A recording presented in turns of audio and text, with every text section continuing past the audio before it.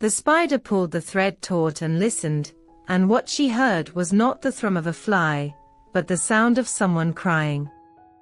This was before stories. Before the griots spoke by firelight. Before grandmothers gathered children close, and began with words that meant listen, this matters.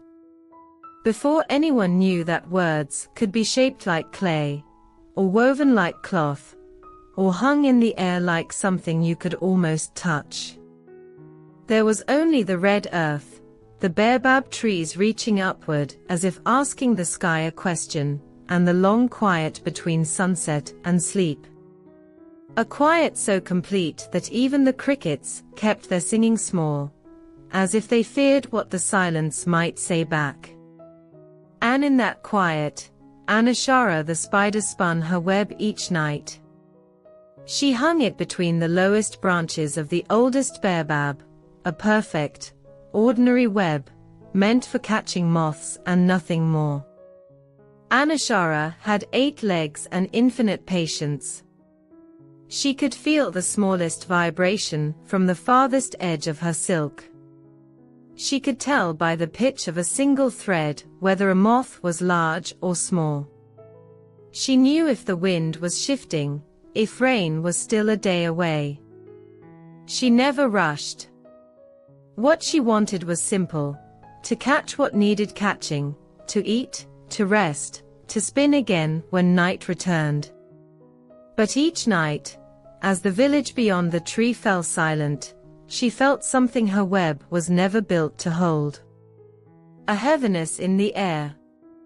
A thickening, as if sadness itself were drifting through the dark, looking for a place to land and finding none. One evening, the crying came closer than it ever had before. A child sat down beneath the baobab, just beyond the farthest reach of Anashara's web. They were pulling at a loose thread on the hem of their garment, over and over. The child did not speak. There was no one to speak to, and no words for what was wrong. Only the pulling, the loose thread, the small hands working at something that would not come undone. The child's mother had gone to the river one morning and had not come back. That was all. That was everything. And there were no words for it. So the child pulled the thread, and the night grew heavier. Anashara felt the sorrow travel through the bark, through the roots, through the earth, and into each of her 8 legs like a slow, cold current. She could have waited for the child to leave.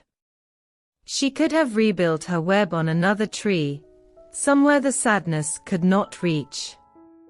Instead, she did what no spider had ever done. She began to spin a web that was not meant for catching. She spun not outward in a widening spiral, but inward, toward the child. She pulled the thread gently from those trembling fingers. She pulled the grief from the air, pulled the wordless ache, and gave it shape. She wove a beginning. There was once a child who carried a stone no one else could see. The stone was smooth and heavy, and the child carried it right here, in the chest. She wove a middle. The child walked so long with the stone that they forgot it was there. They forgot what it felt like to breathe without weight, and they began to believe the stone was simply who they were. Then Anashara wove an ending, not a happy one, not a sad one, but a true one. The child found a river, and the river spoke. The river said, "Set it down here. The water will carry it. The water carries everything." And the child set the stone down. The web shimmered. The story hung there between the branches, delicate and whole, more real than any web Anashara had ever made. The child looked up and saw it, not with their eyes, but with something deeper. The part of them that had been pulling at the thread all night. Their hands went still. That stillness was the first story's first gift. The sadness had not vanished, it never does, but it had shape now. A shape that could be seen, and held, and shared. It had a beginning, a middle, and an end, and because it had an end, it could be lived through. The child rose and walked home through the dark. For the first time in many nights, the quiet did not press so hard against their chest. This is what stories do. They do not erase what hurts. They catch it, hold it up to the light, and let us see that even sorrow can be shaped into something we can carry.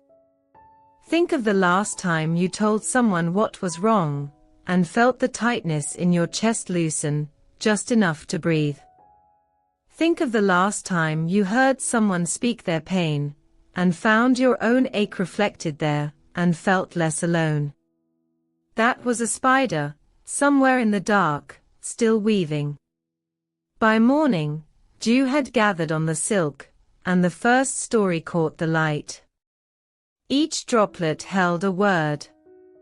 Each word held a small and sacred weight.